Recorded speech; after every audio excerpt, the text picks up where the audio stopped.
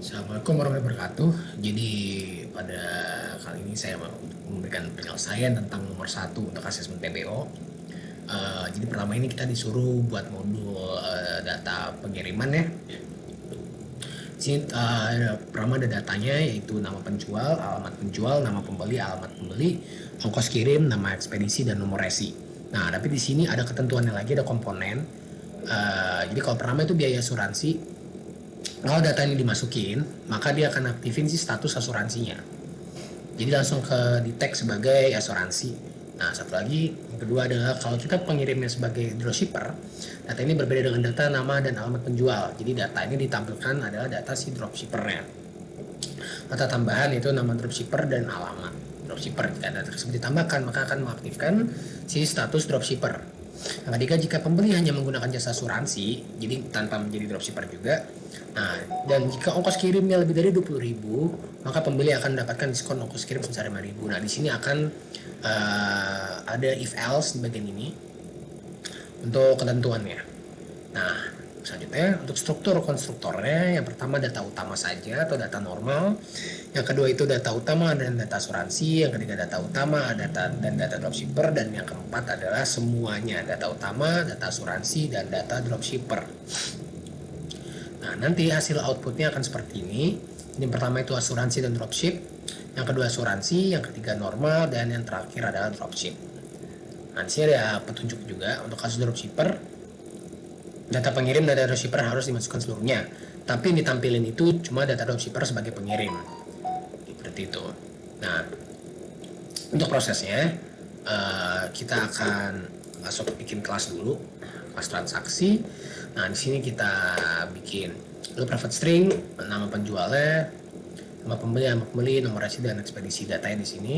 Untuk private asuransi dan ongkos kirim kita pakai double, dan untuk nomor transaksi pakai INT, dan terakhir adalah status asuransi dan status dropship memakai boolean. Supaya karena sini akan menentukan status true atau false ya, karena ini ketentuan. Nah, untuk konstruktornya dari yang pertama kita bikin dulu untuk dropship dan asuransi. Jadi semuanya dari sini kita masukin ke sini, kita masukin semua, dan disknya juga, ini si konstruktornya disknya juga. Selanjutnya itu untuk yang asuransi saja itu dia sama seperti yang di atas, tapi tidak pakai data status asuransi. Nah, sama disknya juga sesuaiin dengan yang ada di atas ini. Nah, untuk yang ketiga untuk dropship saja itu sama seperti yang asuransi saja, tetapi yang dimasukin adalah si status dropshipnya. Jadi kita tidak pakai asuransi atau status asuransi. Sama seperti itu juga untuk konstruktornya, disknya juga seperti itu, sama seperti di atas. Yang terakhir data utama atau data normal. Nah, di sini dimasukin semua kecuali si dropship dan asuransi. Nah, selanjutnya kita untuk bagian getter, kita bikin getter juga. Public string, get nama penjual, get alamat penjual, get nama pembeli, get alamat pembeli, get nomor resi, get nama ekspedisi, get ongkos kirim, get asuransi, dan get nomor transaksi. Jangan lupa ini juga harus sama seperti di atas. Dan yang terakhir kita bikin returnnya.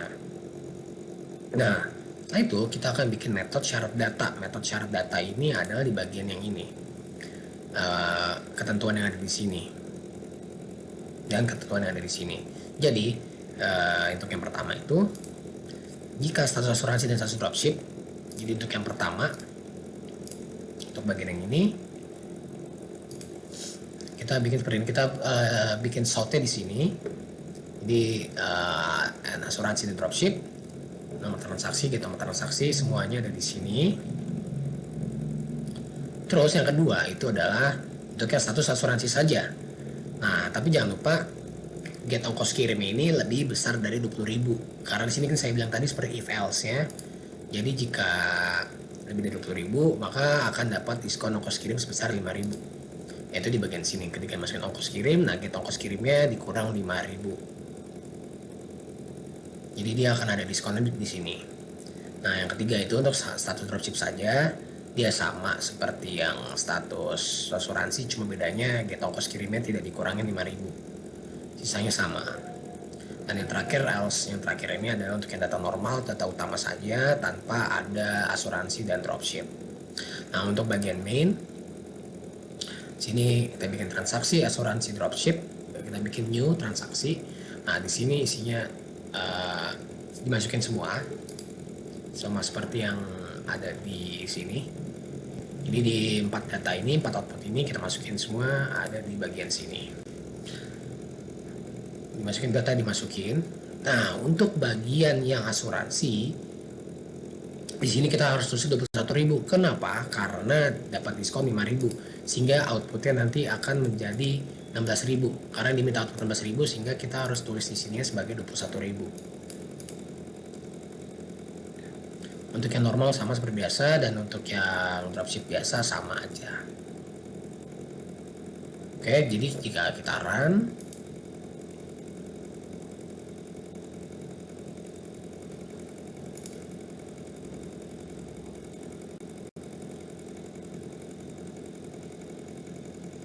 ya hasilnya akan seperti ini. Untuk asuransi dropship, nomor transaksi 01, ekspedisi JNE, ongkos kirim ini, nama pengen dropship 1, nama pengen Surabaya, nama pengen Bejo, mau terima dari kolot, nomor asuransi 40.000. Jadi sudah sesuai dengan yang di sini. Untuk bagian yang asuransi juga sama, nomor asuransi 2, nomor asuransi N003.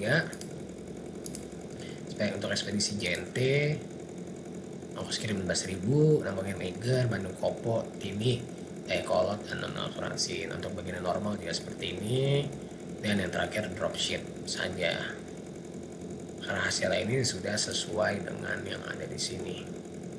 Nah, ini untuk penyelesaian soal nomor 1.